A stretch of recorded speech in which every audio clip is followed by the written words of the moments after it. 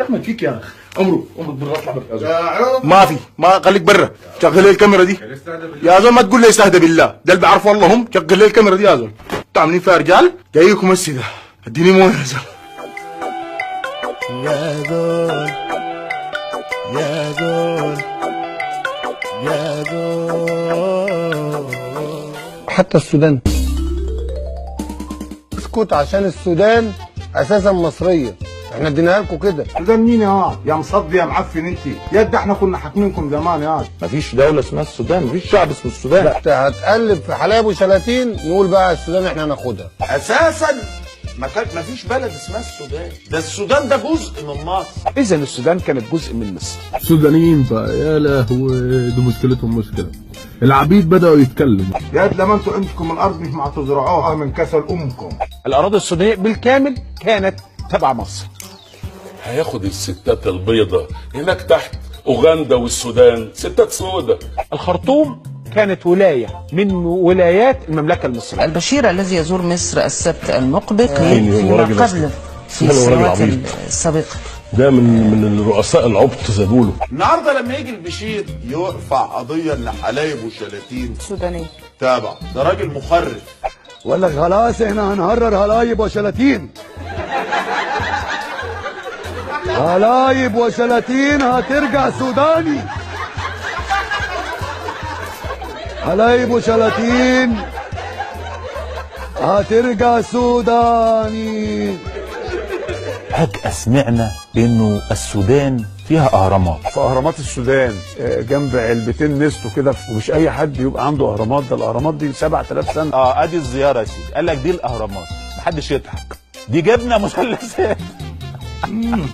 بالله جبنا مثلثات فعلا. وهنرجعهم عبيد تاني. 1.5 مليار دولار لدوله جاره لينا عشان تخنقنا. خلاص الوسخ اللي شفتوه ده كله هسي، ده كله انا جاييه بالدور.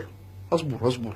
لكن نبدا من اول نقطه اللي انتوا جرفتونا بيها، اللي هي اصلا سبب الوساخه حقتكم وقله ادبكم دي.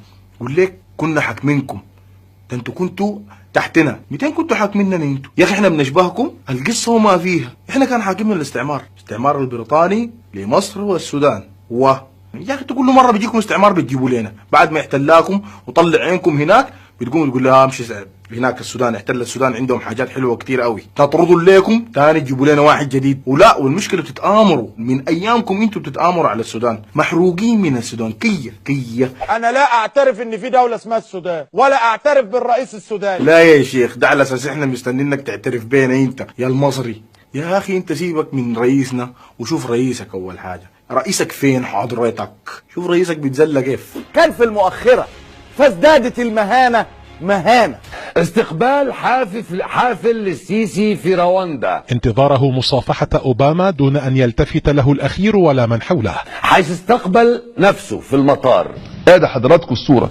ولما الرئيس الاوغندي مد رجليه قلت لكم الاهانه تحولت الى احتقار. وسلم على نفسه ورحب بنفسه واعرب عن تقديره بنفسه لزياره نفسه. يا عم الحاج انت ميسي عنده هيبه اكتر منك. وسيارات مشدده كلها تقل ميسي ليعود من الهرم. كل هذا الموكب يقل ميسي. يا ريتني كنت انا يا اخي، والله يا ريتني كنت انا. ريتني كنت انا. اديني ميه من الثلاجه بسرعه. وبتتكلم في رئيسنا؟ يا اخي رئيسنا ده راجل، احنا عندنا مشاكل معاه في السودان، ما عندنا مشاكل. مش شغلك يا باشا، روح شوف لك حاجه العب بيها بقى. يا اخي وريني في الرئيس في العالم بيعمل العمايل دي. Strutting down a red carpet which reportedly cost $200,000 on the very day you plan to tell people to use less water. The only less sensitive way he could have arrived was via log flume. ده لو كل يوم 10 مليون من ال90 مليون تليفون صبح على مصر بجنيه ب10 مليون جنيه. لان انا الكلام عندي بيعدي على فلاتر، فلتر الصدق، فلتر الامانه، وفلتر الحق. ما عندك فلتر ريس بالمره؟ يا اخي اللي بيده من قزاز ما يحدف الناس بالطوب. يا اخي شايفين نفسكم على شنو؟ انتوا عندكم شنو اصلا؟ انتوا اللي عندكم حضاره اصلا المفروض تنعكس على اخلاقكم. سب وشتيمه في العالم كله باوسخ واسوأ الالفاظ دي حضارتكم. لو واحد قال لكم زحوا من السكه بس طوالي امك ابوك اهلك وسب وقس على ذلك. ويا ريت القصه بس لو وقفت عنده انه انتم محتقرين الناس. انتوا وصلتوا لانكم بقيتوا تكذبوا في كتاب الله، في القران الكريم بيتكذبوا. مصر ربنا ذكرها في القرآن، على فكرة اسم القرآن هو شنو؟ ما القرآن. وبعدين يعني شنو يعني؟ يا أخي الكلب مذكور في القرآن، يا الحمار مذكور في القرآن. تاني حاجة ربنا قال في القرآن إنه خير أجناد الأرض أجناد مصر. دي وين؟ فيها صفحة في المصحف، أنا دار أشوفها بعيني. وين؟ يا أخي بطلوا يفتروا على الدين يا أخي، حتى الدين ما خليته في حاله. وبعدين على فكرة لو في ناس المفروض تفتخر أصلا، المفروض يفتخروا السعوديين والله. يا أخي كفاية إنه عندهم الحرمين، وكفاية إنه الرسول مدفون عندهم، مش اللي فرحانين بفرعون ووساخته. يا أخي أنتوا لو كان عندكم مكة والمدينة كنتوا حتعملوا فينا شنو؟ شايفين العالم ده كله زبالة، ما في أحسن منكم، مع إنه على فكرة أنتوا وسخ ناس. استحموا يا أخي، استحموا يا أخي، ما تضحكوا يا أخي، الناس الوسخين ما بيستحموا. الكلام ده أنا ما جبته من عندي. عمركم شفتوا مذيع بيقول لكم لو سمحتوا استحموا كل يوم؟ انا بقول لحضراتكم لو سمحتوا استحموا كل يوم. المصريين ما بيسرحوش شعرهم قبل ما ينزلوا، المصريين ما بيستحموش قبل ما ينزلوا. ما هو احنا لما نبقى نضاف هنشتاق، يعني سلمني نضيف اسلمك نضيف. انتوا الحضاره والفراعنه وما الفراعنه، انتوا المصريين الموجودين حاليا في مصر ما اصحاب البلد الاصليه، مخلوطين كلكم بقايا استعمار. استعمركم من اول حاجه الاكسوس، احنا كنا قاعدين، الاشوريين واحنا قاعدين، الفرس واحنا قاعدين، المقدونيين واحنا قاعدين، البطالمه واحنا قاعدين، البيزنطيين. بيقلع علينا البنطلونه بيه. بس تيجي تقولوا احنا عبيد، عليكم والله العبيد منو؟ وتيجي تقول لي مصر مقبره الغزاة وخير اجناد الارض. اجناد خير مقبره شنو؟ دفناهم كلهم احنا. واقول للاخوانشيه في السودان ملك مصر والسودان. مصر فوق وانت يا الاخوانشي تحت. مصر فوق، هي فوق، هاي في الخريطه بس، لكن ما فوق في اي حته ثانيه. بعدين انت دافع لك كم؟ انت عايز شنو انت؟ مصر فوق، داخل بين مصر والسودان، انت عاوز شنو؟ طب سؤال، مصر فوق، العراق ما فوق؟ I'm from Kuwait. Oh, Kuwait. You know Saddam Hussein? اوعى تجبودنا، ترى الجيش المصري اذا التف عليكم هترجع مثل ما كانت في السابق، مصر والسودان. تلتفت علينا كيف يعني؟ والله هم بعد لو التفتوا رقبتهم تاني ما بترجع، والله ما بتقدروا، لانه السودان ده فيه رجال. اقسم بالله احنا ولا بنطلع لكم جيش، والله الحواته بس نظفوا مصر. تعوير ولا شنو؟ يا جماعه كرة القدم، العالم ده كله بيحب كرة القدم، بس خلي مباراة تكون فيها مصر، اي زول بيحب الكورة هيكرهها، لانه المصريين لو لعبت ضدهم هيطلعوك انت ما بتعرفش في الكورة، انت كافر، انت ماثوني. يا اخي دي كورة، دي رياضة، يقول لك خلي عندك روح رياضية، انتوا ما عندكم اي روح، لا رياضية لا احترام لا اي شيء. اخترتوا تلعبوا في السودان مع الجزائر، جيتوا قلتوا السودانيين وقفوا مع الجزائريين وضربوكم، السودانيين جي جنبكم وين؟ طبعا الاعلام المصري وساخته بادية من زمان، ما من هسي، دي انا اوسخ منها ما شفتها. بص فؤاد القلب الطيب وهو بيمثل هو وهم كانوا فين وبيمثلوا بيقولوا ايه. مشهد بسيط من ابشع مشاهد التحريض اللي عرضتها لكم قبل كده. وفي 8000 واحد بيجروا وراهم في الشوارع بتوع الحزب الوطني. طيب اتضربوا بيجروا وراهم في الشوارع. 8000 واحد بيجروا وراهم في الشوارع.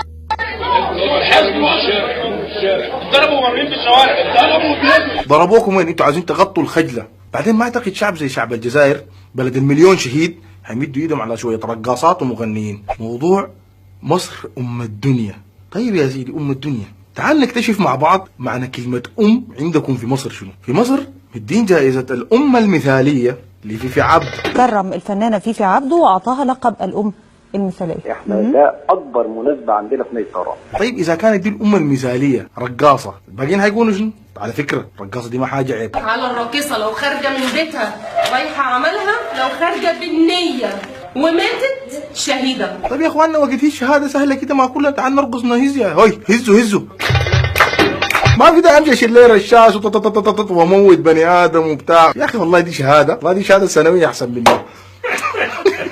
راس السنه قال لها عايز تاخدي سيلفي مع منو؟ قالت دار تاخد سيلفي معاه. لو قلت لك سيلفي هتاخديه الساعه 12 ليله راس السنه، تختاري شخص واحد يكون معاكي في السيلفي ده؟ اختار لو واحد بس، ربنا سبحانه وتعالى. فيش يا اخي والله اللحظه اللي قالت فيها عاوز اخد سيلفي مع ربنا بيكون ابليس جاب ورق وقلم بدا يسجل. ايوه حضرتك خدت بالي، خدت بالي. السودان اتقسم شمال وجنوب، السودان فرت في نصه التحتاني وباصص لنا في النص الفوقاني.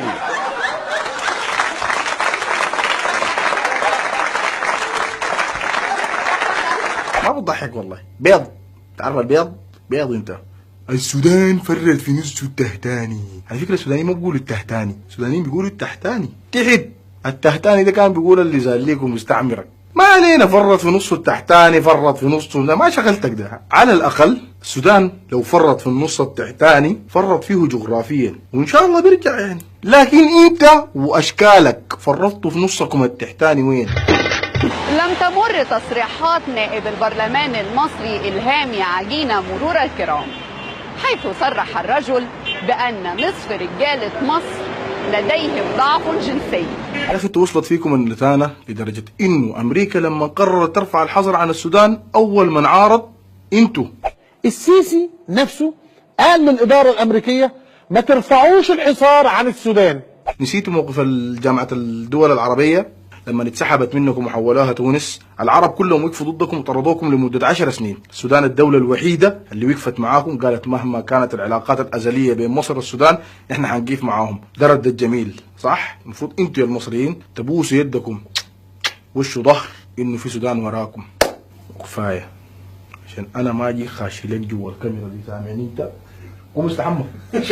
حماية المستهلك السودانية تطالب بوقف استيراد المنتجات المصرية، وصوتي يلي منتج غرمان حتى السودان. ايوه الزول مش عاوز ياكل من اكلك يا مصري، اكل فاسد.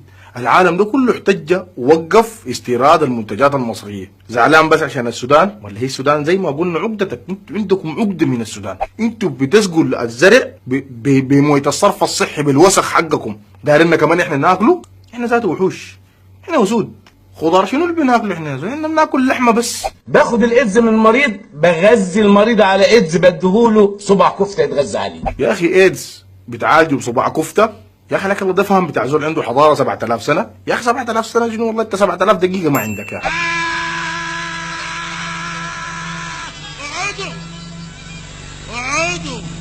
اقعدوا انتوا لسه شفتوا حاجه؟ فجأة سمعنا انه السودان فيها اهرامات، دي جبنا مثلثات. ومش اي حد يبقى عنده اهرامات، ده الاهرامات دي 7000 سنه، عاملينها ازاي دي بقى ما اعرفش. جينا للفيديو الدسم بعد ده هنا. بص حضرتك خلي بالك معايا، انا اشرح لك بقى ايه موضوع الاهرامات دي عملناها ازاي. احطها لك بقى انا في اغنيه، عشان انا عارف انتوا لما بتيجي اغنيه بتفهم اسرع، بتهزوا مع الهزه ايه بتيجي المعلومه بتخش ايه بتروح لا راشقه في الدماغ على طول. خدت ده لحضرتك. السودان عندها اهرامات، وربنا السودان عندها اهرامات. يا خرابي السودان عندها اهرامات واتخرب يا لهوي. اي تعبيط ولا ايه؟ جوا عينك احنا اقدم منكم. شوف التغرير ده، ويا ريت قبل ما تبص حضرتك اقول لك على حاجه قبل ما تشوف الفيديو عشان ما تقولش انا ما قلتلكش. خد لك حبيتين، لا مش الحبيتين الزرق يا عم، انت رايح فين؟ حبيتين ضغط. بص على الفيديو ده وهجي لك انا بقى ارسيك على الحوار. في الآونة الأخيرة ظهرت بعض التجاوزات من بعض الإعلاميين الذين شككوا في حضارات السودان والتي تعد من أقدم الحضارات على وجه الأرض. فما هي الحقيقة؟ قام العديد من علماء الآثار والمؤرخين في البحث عن حضارة السودان، ولعل أشهرهم البروفيسور تشارلز بونيه الذي اتجه لمصر لدراسة الحضارة الفرعونية، وأثناء بحوثه في مصر وجد أن هناك حلقة غائبة، فذهب إلى شمال السودان، وبعد سنين طويلة من البحث توصل إلى أن الحضارة الفرعونية تعود إلى الفراعنة السود والذين كانوا يتواجدون في السودان. بدأت أكبر حضارة في مملكة كوش من السودان، وامتدت إمبراطوريتها الشاسعة سواحل البحر الأبيض المتوسط وإلى أعماق إفريقيا، وحكمت مصر لقرن، وتركت آثارا هائلة من الأهرامات والمعابد التي يبلغ عددها ما يقارب 220 هرم في منطقة مروي والبجراوية وبعض مناطق شمال السودان. بدأت الحياة في السودان في العصر الحجري قبل ما يقارب 160 ألف عاما، وقد أثبتت الدراسات والبحوث وجود ما سمي بإنسان سنجا في ذلك العصر. يوجد الآن جمجمة لإنسان سنجا موجودة في المتحف البريطاني. نضيف معلومة أساسية أخرى هي شهادة المؤرخين القدامى اليونان والرومان، وقد أورد هذه الشهادات بمجملها واحد من أشهر علماء المصريات الفرنسي جاستون ماسبيرو، الذي أطلق اسمه على مبنى الإذاعة والتلفزيون المصري، حيث تفيد هذه الشهادات مصر لم تكن في البدايات سوى بحر مالح، ثم خصبها النيل بطميه، وهي شهادة يثبتها علم الجيولوجيا. الأثيوبيون وهو اسم السودانيين القديم لدى الأوروبيين، وليس إثيوبيا الحالية التي اختطفت الاسم مع آخرين قد استعمروا الأرض الجديدة التي كونها النيل وعرفت فيما بعد بمصر. هذه المعلومة التاريخية توضح أيضا أن كل تاريخ وادي النيل في مصر الحالية وأسلاف المصريين كانوا سودانيين جوهرا ومظهرا، حكموا مصر انطلاقا من جنوب أسوان التي كانت جزءا لا يتجزأ من السودان. والسؤال هنا، إذا كان أسلاف المصريين من أصول سودانية فمن أين أتى مصري اليوم؟ هل الأهرامات اللي في السودان أقدم من الأهرامات اللي في الجيزة؟ جاب واحد عالم مصريات سويسري اسمه شارلي بونيه، وواضح ان هو صهيوني الهوية، وبعدين اتكلم على ان الحضارة النوبية السودانية اقدم من الحضارة المصرية. قارن بين الاهرامات اللي هي الموجودة عندنا في مصر والاهرامات البدائية اللي موجودة هناك. بس شكرا لك. اهرامات بدائية يعني بدت من هناك، ده اكبر دليل منك انت عشان تعرف انك بتناقض نفسك وما اسمك وسيم السيسي على الفاضي. يا اخوانا الزول اللي بيتكلم ده اللي اسمه وسيم السيسي باحث اثار وين فياته حته في العالم؟ انت كده انت قلت شغال شنو؟ وده اللي هي اللي احنا بنستخدمها دلوقتي. نعم. كاطباء مسالك بوليه في تفتيت الحصوات. والله العظيم انتوا جايب لي طبيب بتاع مسالك بوليه وتقول لي اتكلم عن اثار وحضاره وفراعنه ونوبه، وقال لك الامبراطوريه المصريه. امبراطوريه مصريه؟ يا جماعه انتوا في حاجه في زول فيكم سمع بحاجه زي دي؟ ما في حضاره اسمها الحضاره المصريه، هي اسمها الحضاره النوبيه وفي الحضاره الفرعونيه. قال مسالك بوليه، قوم استحمى يا اخي. يعني سلمني نضيف اسلمك نضيف. يعني ده تاريخ شبكة الصرف الصحي في مصر يعني أقدم من قطر. شبكة الصرف الصحي في مصر أقدم من قطر. طب أقول لك حاجة يا معلم، شبكة الصرف الصحي في قطر أنظف منك. قوم استحمى. وقبل ما نختم الحلقة عايز أوصل رسالة للإعلام المصري عشان ما تقول إحنا ظالمين المصريين كلهم. سهل جدا إنك تكون وسخ وتافه وتغلط وتشتم، لكن صعب جدا انك تكون انسان محترم. وانا الحلقة دي كان ممكن ارد عليك بنفس مستواك ونفس الفاظك، لكن للاسف انا سوداني متربي صح وما بغلط. طبعا ما ننسى نشكر صاحبة السمو الشيخة موزة بنت ناصر المسند على المواقف الانسانية اللي قامت بها في السودان، والسودان بلدك وتنور في اي وقت، وما شالتك الارض نشيلك فوق راسنا، وغصبا عن كل حاقد. المصريين او الاعلام الكلابي المصري او الجوقة بتاعت الكلاب الكذابين خدوا من الزيارة دي تكئة عشان يهاجموا الشيخة موزة ويهاجموا قطر، بالمرة يخبطوا في السودان، بقى يقللوا، بعضهم يقلل من تاريخ السودان العظيم يعني الكبير. اهرامات السودان لها قيمة تاريخية عظيمة جدا، والحقيقة ان كتير جدا من ملوك السودان حكموا مصر. انا بوجه رسالة للاعلامي محمد ناصر، اعلامي نزيه. الاعلامي الكلابي المصري اللي انت ذكرته هو اللي احنا موصلين له الرسالة دي. العالم كله بيجي يكرهكم بسبب الاعلام الكلابي بتاعكم، الاعلام الوسخ اللي بيشوه صورة اي كائن حي على الارض. ففي ناس ما بتعرف مصر شنو، ولا ما تلاقوا مع مصريين، ولا ما عاشروا مصريين، بيبقى اوريدي هو اصلا كارهكم. فاذا انتوا كنتوا موافقين على اعلامكم يكون بالطريقة دي، فاذا نستحملوا اي حاجة بتجيكم. اما اذا انتوا ما موافقين على اعلامكم او الاعلام الكلابي، انتوا المفروض تصدوا له وتوقفوا عن حده، لانه ده بضركم انتوا كشعب، وبيعكس صورة وسخة على مصر نفسها. فانتوا ما تخلوا الصورة الوسخة دي تظهر على بلدكم، واحنا بدورنا اي زول يغلط في بلدنا ما حنسكت، سواء كان وسخ ولا ما وسخ، لانه احنا رجال ودمنا حار. واي زول بيقرب على السودان في حاجة عاوز اقولها قبل ما اختم. مواقع التواصل الاجتماعي الخاصة بزول كافيه ظاهرة عندكم دي فقط، بالذات الفيسبوك يا جماعة، ده الحساب بتاعنا الرئيسي. اي حاجة غير كده ما بتخصنا. وبرضه عملنا لكم تقرير عن الحضارة السودانية، فيديو بالانجليزي هينزل في صفحتنا في الفيسبوك وفي اليوتيوب. انشروا الفيديو ده عشان العالم كله يعرف الحقيقة المدفونة لها سنين، ويعرف حقيقة السودان وحضارة السودان الأصيلة. ولو عايزين تعرفوا الناس اللي بيمثلوا زول كافيه، عندكم في الانستغرام 14 شخص ديل هم اللي بيمثلوا زول كافيه. بديكم العافية وما قصرتوا.